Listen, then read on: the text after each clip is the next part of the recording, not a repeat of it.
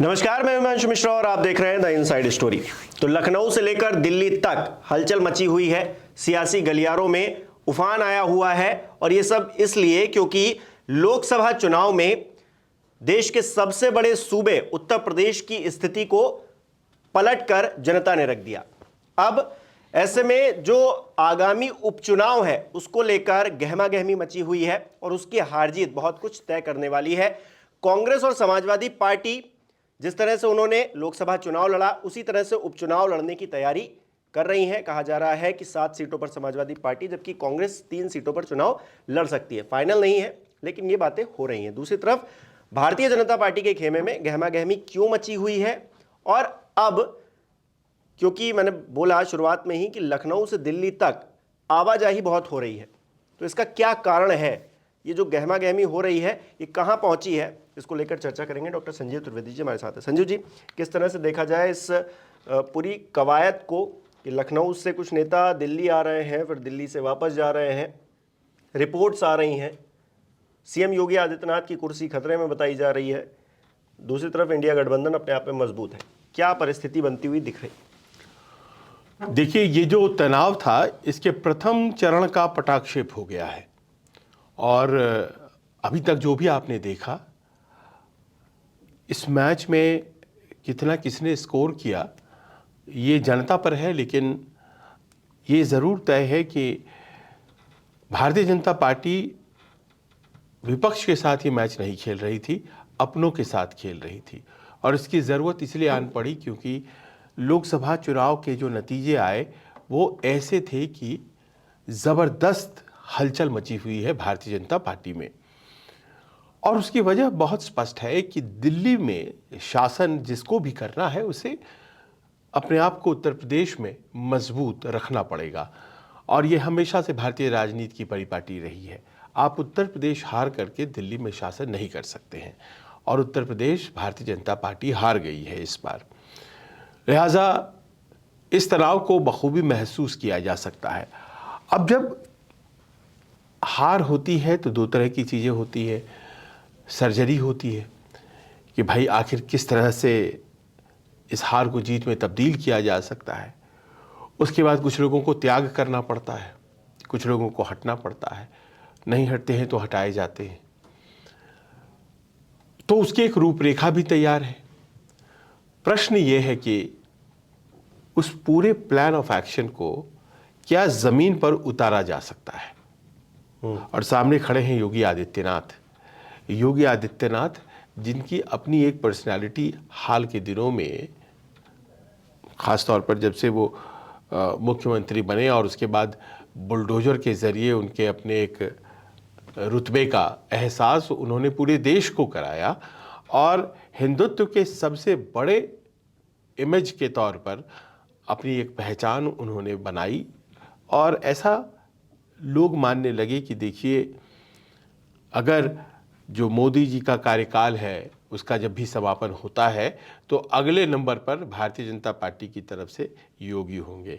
उत्तर प्रदेश ही नहीं बल्कि देश भर में चुनाव प्रचार में अगर कोई मुख्यमंत्री सबसे ज़्यादा डिमांडिंग था तो वो योगी आदित्यनाथ साहब ही थे और उनकी नीतियां कि बुलडोज़र चला दीजिए, आप अपराधियों पर एक्शन लीजिए। दूसरे राज्यों में एक तरह से उदाहरण दिया जाता था कि आप वैसा क्यों नहीं कर रहे हैं, वैसा करना चाहिए, योगी जी होते तो देखिए क्या कर देते। हाँ, लेकिन ये सब चीज़ें काम तो आई नहीं। इलेक्शन में तो नहीं आई, ये सब चीज़ें काम तो आई नहीं।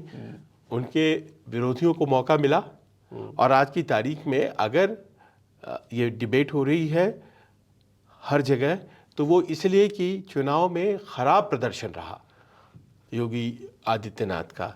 उनकी पर्सनालिटी बड़ी है, प्रदर्शन खराब हुआ और लोग उसको जोड़कर देख रहे हैं इस बात से कि साल 2017 के चुनाव जो लड़े गए थे तो वो भारतीय जनता पार्टी के द्वारा लड़े गए थे, जिसमें प्रदेश अध्यक्ष की भूमिका में केशव प्रसाद मौर्य थे और भारतीय जनता पार्टी के शीर्ष नेतृत्व की अहम भूमिका थी। खुद प्रधानमंत्री मोदी और अमित शाह रणनीति बनाने में और प्रचार के अगुवाई में सबसे आगे थे। लेकिन वो जो नतीजे आए 2017 के वो 2022 में नहीं आए, सीटें घट गई। और इस बार कौन अगुवाई में थे योगी आदित्यनाथ थे। उनके हिसाब से टिकटें थी, उसके हिसाब से नीतियां थीं, चुनाव कैसे कंडक्ट हो, वो सारी रूपरेखा तो उनके अनुसार ही बनी थी। उन्हें हटाने का प्रयास भी हुआ था लेकिन वो हो नहीं पाया संभव चुनाव के पहले, और उन्होंने जमकर के बैटिंग की। और देखिए रिजल्ट्स भी आए लेकिन वो रिजल्ट नहीं आए और लोग अभी उसको साइट कर रहे हैं। केशव प्रसाद मौर्य का वो ट्वीट देखिए जो उन्होंने समाजवादी पार्टी नेता अखिलेश यादव के जवाब में लिखी है कि इस बार साल 2017 वाला प्रदर्शन होगा। उन्होंने 2022 को नहीं जोड़ा, उन्होंने अपने ट्वीट में कहीं योगी आदित्यनाथ का नाम नहीं लिया। तो वो बातें समझी जा सकती हैं कि बड़े पर्सनालिटी होने के बाद नतीजे जब रिजल्ट्स के रूप में सामने आए तो पाया ये गया कि मामला गड़बड़ हो गया। देखिए 72 सीटें जीत करके 2014 में भारतीय जनता पार्टी आई थी, वो साल 2019 में 62 हो गई थी और इस बार घट करके 33 हो गई है। तो रिजल्ट जो है वो उस तरह से भारतीय जनता पार्टी के लिए उत्तर प्रदेश में आ नहीं रहे हैं, लेकिन योगी आदित्यनाथ का अपना कद बढ़ता चला जा रहा है। उस दौर से जब वो मात्र सांसद हुआ करते थे, आज Yogi Adityanath pan Indian figure हैं और हिंदुत्व के मैस्कॉट के तौर पर एक ऐसे संत और नेता दोनों को समाहित करने वाली छवि के तौर पर उनकी अपनी एक पहचान बनी है। अपनी छवि के तौर पर तो वो अच्छे ही नेता हुए ना, क्योंकि विधानसभा चुनाव जब वो लड़ने जाते हैं तो फिर जीत कर आते हैं, अच्छे विरोधियों को धूल चटा देते हैं।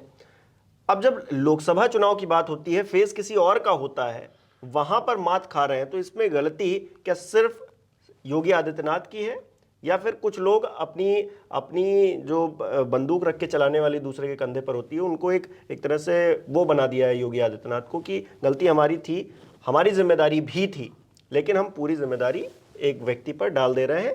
उत्तर प्रदेश में कम सीटें आई, योगी आदित्यनाथ जिम्मेदार, कोई और जिम्मेदार नहीं।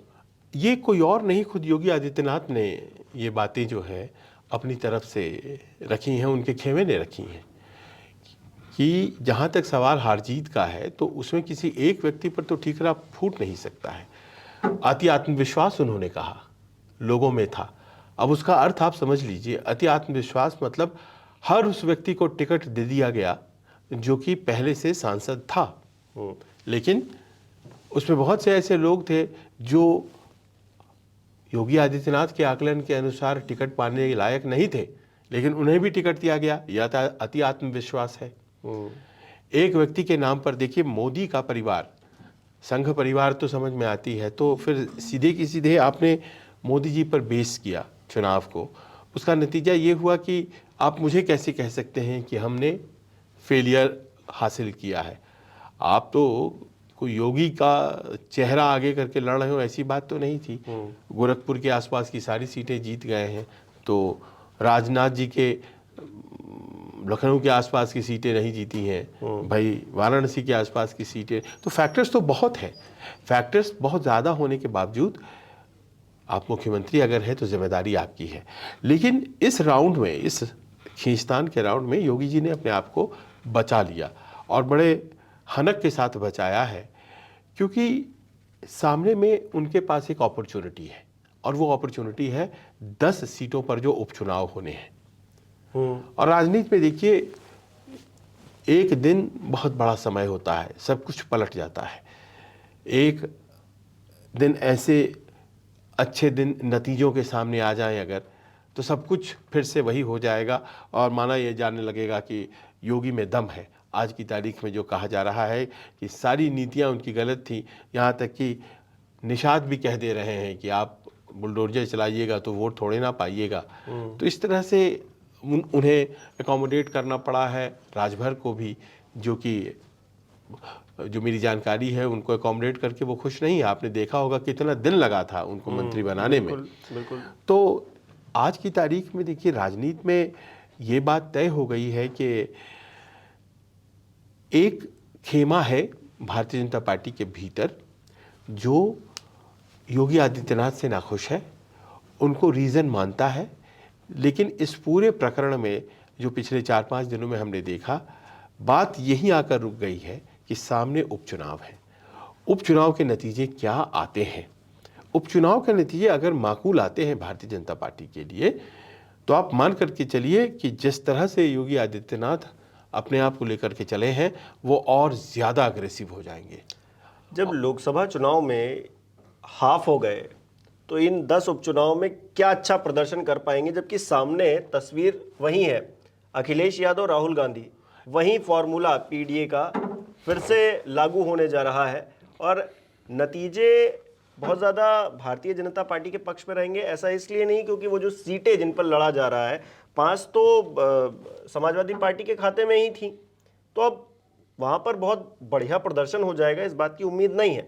तो उम्मीद जिस बात की है उसको लेकर अगर थोड़ी इमेज बनाई जाए कि आधी सीटें मान लीजिए जीत जाते हैं, फिर उसके बाद क्या करेंगे योगी आदित्यनाथ जी। जिस तरह से एग्रेसिव है केशव प्रसाद मौर्य, संगठन को बड़ा बता रहे हैं, कल को हो सकता है उनको संगठन में कुछ ऐसा मिल जाए कि वो सरकार से हटकर संगठन में चले जाएं, तो क्या परिस्थिति बनेगी? फिर तो 2 धड़े हो जाएंगे, फिर तो मुश्किल नहीं। खड़ी हो देखिए, जाएगी। नतीजे ये तय कर देंगे कि दिल्ली बड़ा या लखनऊ।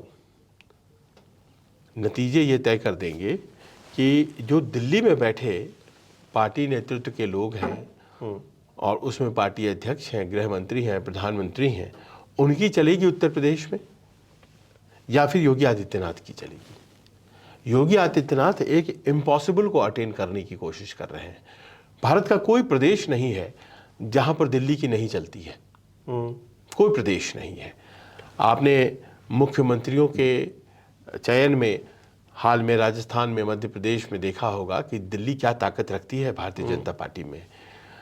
तो एक असंभव सी चीज़ जो है कि दिल्ली के आगे कोई खड़ा हो जाए, उस कार्य को करने की कोशिश योगी आदित्यनाथ कर रहे हैं और वो ताकत उनको ज़मीन से मिलेगी। उन्होंने टास्क फोर्स बना लिया है अपना। कल जो मंत्रियों की बैठक हुई थी जिसमें कि तय हुआ कि कैसे लड़ना है चुनाव, उपचुनाव कैसे लड़ना है, उसमें केशव प्रसाद मौर्य नहीं थे, पाठक जी भी नहीं उसमें ब्रजेश पाठक नहीं थे, उसमें वो उनकी टीम के सदस्य थे जो कि आज की तारीख में योगी जी के साथ अपने आप को उसी बोट में सवार पा रहे हैं। अगर उनकी बोट लहराएगी, लड़खड़ाएगी, तो फिर जाहिर है कि उसमें सवार लोग भी लड़खड़ाएंगे, लहराएंगे।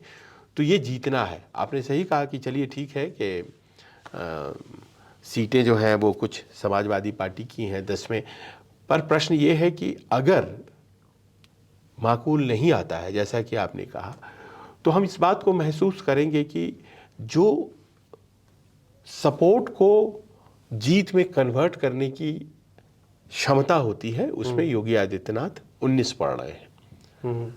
पहला तो ये साबित होगा कि उनको सपोर्ट मिलता है लेकिन वो वोट में कन्वर्ट नहीं होता है।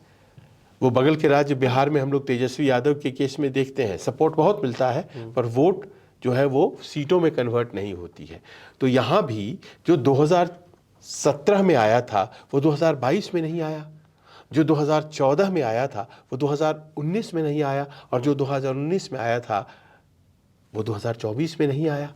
तो ये एक बन जाएगी उनके बारे में धारणा कि वो सपोर्ट को सीटों में कन्वर्ट नहीं कर पाते हैं। दूसरी धारणा ये बन जाएगी कि पीडीए जो है वो ज़बरदस्त तरीके से जो जड़ें हैं भारतीय जनता पार्टी की, चुनावी जड़, उसमें मट्ठा डाल रहा है। और ऐसे में ज़रूरी हो गया है कि आप उसका तोड़ ढूंढिए और उसके तोड़ के तौर पर किसी ओबीसी चेहरा को आगे लाना पड़ेगा।